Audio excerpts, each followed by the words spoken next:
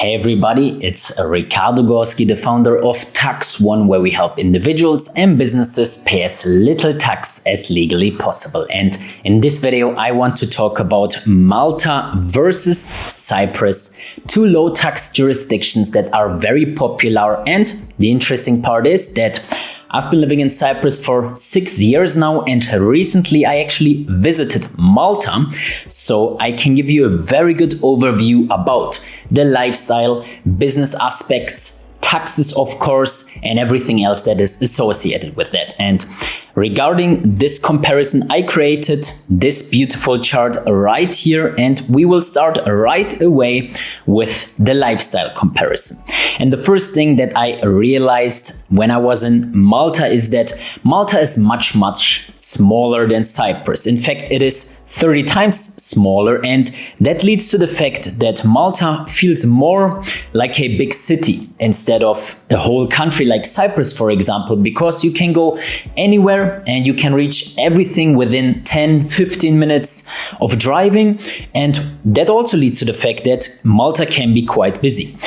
When you look at those three pictures, all of them were taken by me during my Malta trip. You see that the beaches are very busy with a lot of people. The nightlife is definitely alive, and even pool parties, like in Café del Mar, where I was meeting someone, the pool is definitely busy. Those are pictures that you don't really see when you're in Cyprus. Wherever you go, unless you go to Ayia Napa during high season, you always have some space at the beach and it's not as crowded as here. So that leads to the fact that Cyprus is, as I said, 30 times bigger, but also we have much more greenery. We have the Akamas National Park, we have the Troodos Mountains, we have Mount Olympus, and a lot of free space, a lot of land, a lot of agriculture, which you don't really see in Malta, just because every plot in Malta has a property on it, or a hotel, or maybe even a factory, maybe a company, commercial place. So everything is definitely very dense in Malta, but in Cyprus you feel much more free. You have to visit both countries to know exactly what I mean. And when you visit Cyprus and Malta, you will realize that both countries are bilingual. Meaning, if you speak English, it's pretty easy for you to get stuff done, to talk to most people. Yes, Malta has their own native language, and also Cyprus speaks Greek.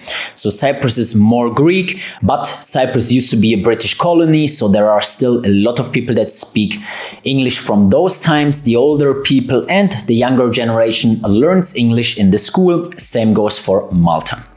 In general, I would say that both countries have a pretty similar climate. It is rather hot, Mediterranean, but when I was in Malta, it felt a little bit more fresh. So whereas here in Cyprus, it can be very dry when there is not a lot of wind, in Malta, there was quite some breeze coming from the sea that was very refreshing. When it comes to living costs, I would say both are about the same. And for that, we have this chart right here from livingcost.org. And as we see, pretty much everything is about the same. Cost of living for one person is €1 cheaper in Cyprus, but this is something that you don't really see over a longer period of time. So both countries cost about the same to live in, even though some things like groceries and coffee was much cheaper in Malta. Then the last point regarding lifestyle is the geolocation and the connecting flights. I found out that both countries have a very good location. Malta is closer to Central Europe and Cyprus is closer to the Middle East. So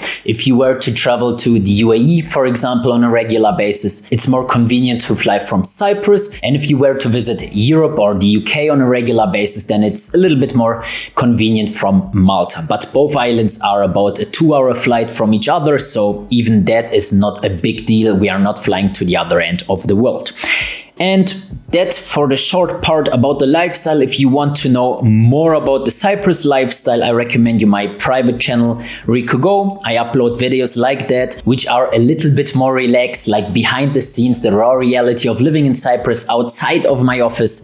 And I recently uploaded this video, Cyprus is not what you think, here is proof, where I go over a lot of different lifestyle aspects. It's definitely worth to watch the video if you have some time.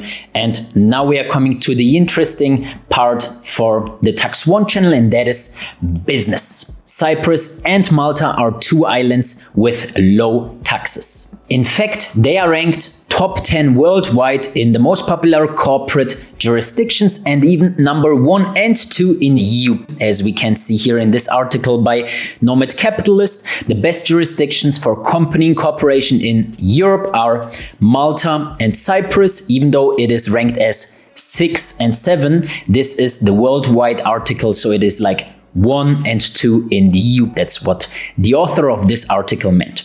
Also, I would say that incorporating a company in Cyprus, especially, but also in Malta, is rather easy.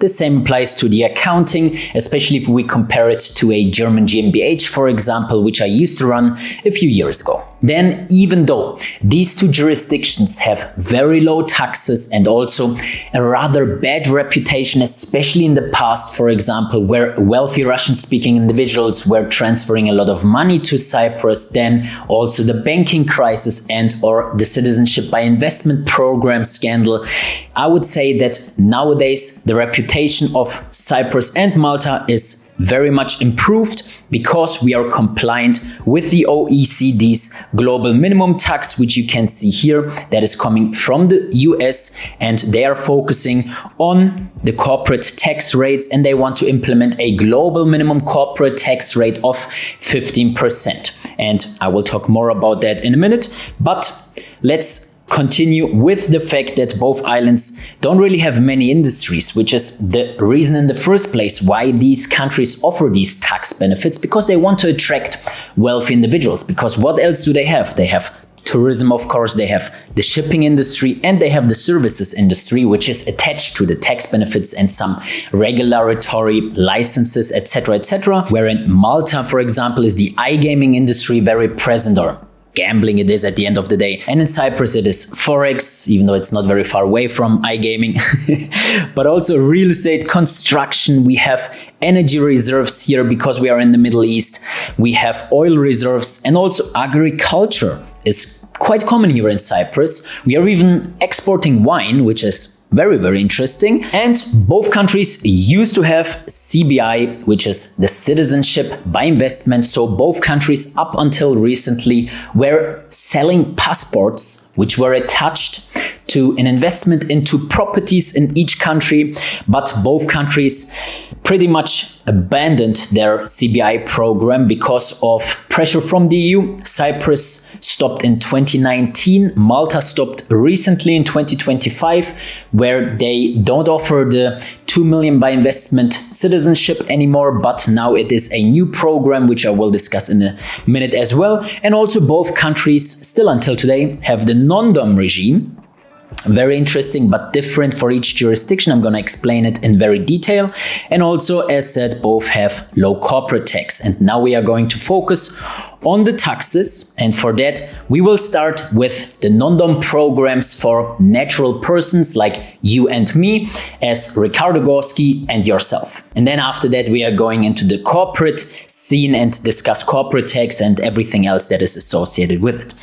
Let's start with Malta. So Malta offers a 183 days tax residency rule where you have to spend officially 6 months in the country. However, there is also the possibility to gain legal tax residency in Malta when you can prove sufficient economic substance and when you can prove that Malta is your primary residency, your center of life, so to say, with a permanent home there, whether you buy it or rent it, and other requirements. But let's talk about the tax benefits. Once you are a non-domiciled resident in Malta, then you will be only taxed on your remitted income. Meaning, as a natural person, you would be technically tax-free, but there is a tax-free allowance, which is about 35,000 euros. And after that, personal income tax applies. And for non-EU nationals under a special residency program, there is a fixed tax of 15% flat. And if you ask yourself now, okay, what applies to me? It is depending on your passport, whether you have a European passport or a non-European passport, the residency type that you are using, and the income type you are receiving. So what is the result of being a non-dom in Malta? It means that you can live tax-free in Malta if you keep assets offshore. So if you do not remit your income in Malta. In practical terms, that means if you have an offshore bank account somewhere in another country that is not Malta and you will not transfer that money to Malta, then you do not pay taxes on that assets or that income that you will keep offshore. But here comes the tricky part where the line between abroad and remitting means everything. Super simple example, let's say you use a Revolut or Wise, the neobank, and you have your money on there. In theory, you do not have to pay taxes in Malta if you keep that money in Revolut or Wise. But if you use the credit card from Revolut or Wise in Malta by paying for your groceries, your rent, or any other expense, then you are remitting in that very moment when you swipe the credit card. And then either personal income tax, which can go up to 35%, would apply, or the 15% flat tax, depending on your residency that you're using in Malta. And now it's getting interesting because on top of that, there is also an annual minimum tax that is 5,000 euros for the normal non-dom in Malta and 15,000 euros for non-EU nationals under the GRP or any other special residency program. And what that means is if you remit more than 35,000 euros in Malta, which is the tax-free threshold, then you have to pay 5,000 euros, even if it is just 35,000 euros and €1. You do not pay personal income tax or 15% on that €1. No, you have to pay 5,000 euros immediately. But the weird thing is, if you do not remit 35k in Malta, but let's say 34,999 euros, then you do not even have to pay the annual minimum tax. But if we are being honest, 35k might not be enough, especially if we consider that these numbers are for households, not for individual persons. Anyway, that about the Malta non-dom. Let's continue with the Cyprus non-dom, which I am actually using since 6 years now. And the Cyprus non-dom is interesting. It works a little bit different. So we have the international standard 183 days tax residency, but also what Cyprus offers is the 60 days rule tax residency, meaning with 5 requirements that you need to fulfill simultaneously, you can become a Cyprus tax resident by just staying 2 months per tax calendar year in the country, and the remaining time you can spend elsewhere in the world, but you need to keep in mind to not spend more than 6 months in any other jurisdiction, because then logically you become a tax resident of that country, and then you will need to look into the double tax treaty. Little side note, if you're coming from a country with strict tax authorities like Germany, Scandinavian countries, the UK, then you might even trigger tax residency with less than 6 months. So definitely make sure to speak to your advisor in your home country what you need to do in order to completely cut ties with that country and just fully relocate to a new country if that is what you're looking for, because we are now talking about relocation and we are discussing offshore setups in a minute. So tax benefit of the Cyprus non-dom is that you're exempt from the SDC, which is the special defense contribution, which basically means, in simple words, there is no tax on dividends, there is no tax on interest income, and there is no tax on international rental income. The result is 0% dividend tax, and that lasts for 17 years from the time you become a non-dom. The only thing that applies is a 2.65% NHS contribution, which is the National Health Service, or also called YESI, basically the health insurance in Cyprus, on your first 180,000 euros in dividend income, and that is capped at 180k, which is equivalent to 4.770 euros, so just below 5,000 euros. No matter how much more in dividend you receive, even if it is 1 million, 10 million, the maximum you will pay is 5,000 euros, which will be relevant later on when we look at an example. The costs for becoming a non-dom is less than 1,000 euros for the certificate, and there is no annual minimum tax that you will pay depending on your dividend income. You just pay the NHS contribution and that's it. So that about the non-dom programs, but in order to take advantage of the non-dom programs, you first have to become a resident of that country. And for that, what is relevant is the immigration, the residency, and potentially the citizenship if you're interested in that. And that is different to the tax residency. When you come to Cyprus with your German passport, let's say you are first just a visitor and you can legally stay up to 3 or 4 months and you cannot work here in Cyprus and then fulfill the requirements for the tax residency, just then you are a legal tax resident. So there is some paperwork associated with becoming a tax resident in either jurisdiction. And here it is super simple for EU nationals, so individuals that have a EU passport or individuals in the European Economic Area. And when you apply for the PR in Cyprus as a European person, then you will receive the yellow slip. Super simple, costs a few €100 and that's it. You just have to go to the immigration office and you will receive the yellow slip at the very same day. And Malta has the equivalent e-residency card, which is also very cheap and easy to apply for as a European national. For non-European nationals with non-European passports, Cyprus offers a PR by investment. And there are many different routes. It can be, and the most popular route is to invest into a new building in Cyprus, which is worth at least €300,000. So you have to buy it from a developer. It is a so-called off-plan property, which we advise on with Offplan.One, which is the partner company of Tax.One. So if you're interested in that, just go to Offplan.One and we are happy to assist you. And Malta offers the GRP, which is the Global Residency Program, and also other special schemes. It is very individual here, so I definitely recommend you to book an individual consultation call if you're interested in getting the right residency for you, because as we saw, it is affecting how you are taxed. Other than that, both countries still offer a citizenship program, but it is a new program, or programs, better said, because nowadays you cannot get a citizenship by a pure investment anymore. It is tied to naturalization, which takes a few years of staying in the country, or Malta offers citizenship by merit, which still hasn't fully launched yet, but once it is the case, we are also updating you here on this channel, so definitely make sure to subscribe. And Cyprus has a very interesting fast track program for highly skilled professionals where you can get the Cyprus passport in just 3 years compared to 7 years if you go through the normal naturalization route.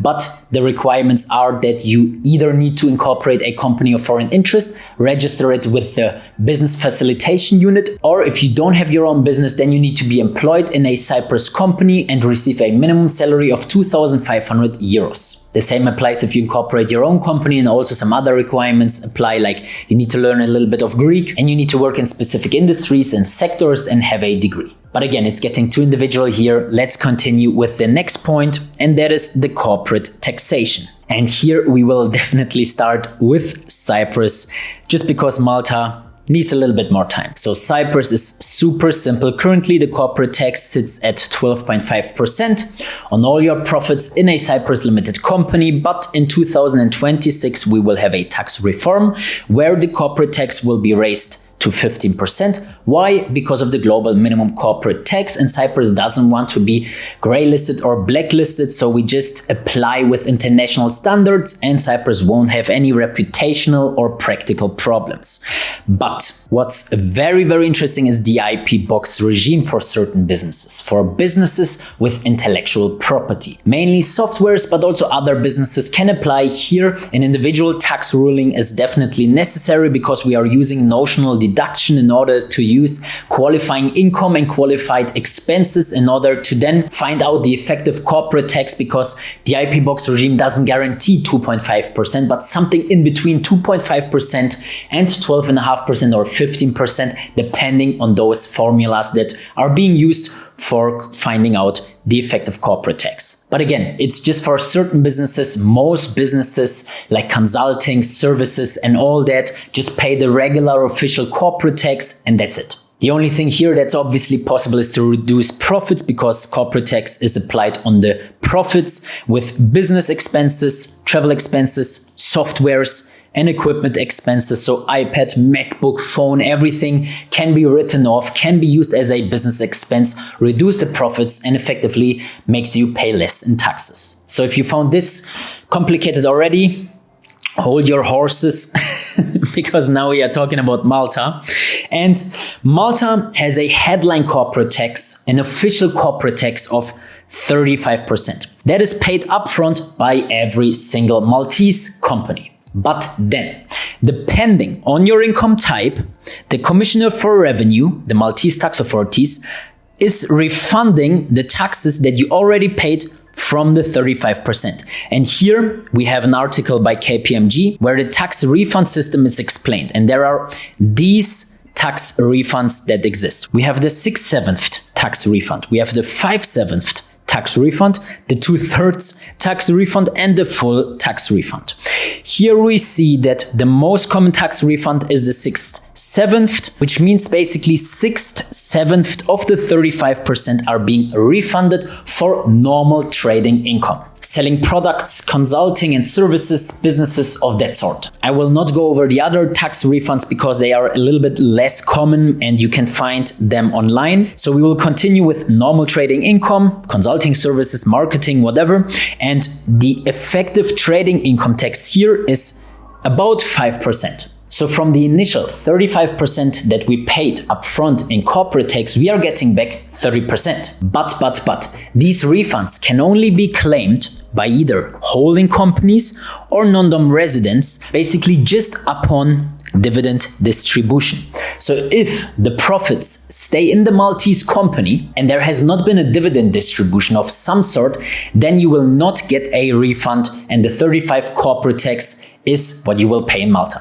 But that leads to the fact that you are forced to pay out dividends, which a lot of businesses don't want because it is unpractical. You want to keep the money in the business, reinvest it, use it for other investments, marketing expenses, stuff and whatever there is. And you are right. Because of that fact, holding structures are very common with Maltese setups because a holding can also receive dividends, and then from that holding you can basically shift the profits into other trading companies and you are still eligible for the refund. This does come with the disadvantage that you need two companies in order to take advantage of that refund system in Malta if you do not want to receive the dividends personally.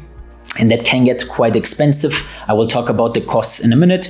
First, I want to mention that you need to keep in mind that if you're using offshore holding companies, for example, you definitely want to make sure to not violate management and control, as well as controlled foreign companies, because depending on where you are a tax resident as a natural person, if you're running an offshore holding somewhere in a jurisdiction that you've never visited, this will not look good, especially not in a manual investigation by the tax authorities. So now it is time for the corporate costs. How much does it cost to take advantage of a company in Cyprus and a company in Malta? In Cyprus, the incorporation is as cheap as 1,500 euros for a company formation. Accounting costs about 2,000 euros annually. Obviously, it depends on the volume and the transactions that you have in that company. If you're running an e-commerce store with thousands of transactions every year, then the accounting is obviously more expensive than for companies where there is just one invoice per year because they have one client or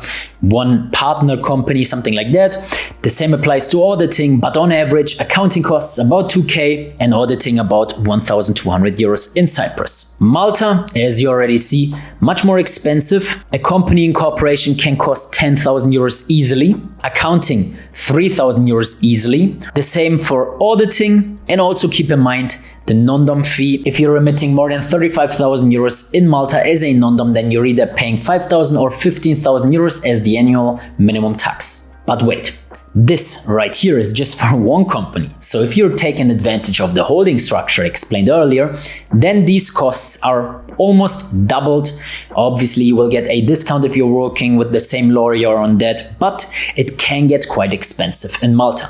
The rule of thumb here is that this Malta setup only makes sense if you make at least 250,000 euros in profits. Everything lower than that, the maintenance and setup costs will just eat you alive, and then a Cyprus setup is much more affordable. And this is also what I loved when I came to Cyprus 6 years ago. I was just a little kid with a dream and a business idea, and I had so little fixed costs and so little bureaucracy, which just allowed me to focus on my business without worrying about paperwork, costs, accounting, auditing, and all of that. And we don't have to talk about Germany at all. So all of that now leads to an example to put things into perspective, let's say an entrepreneur is relocating to Cyprus and he makes 1 million in profit. From that 1 million in profit that lays now in the business bank account of the Cyprus Limited Company, he is paying with the new corporate tax from next year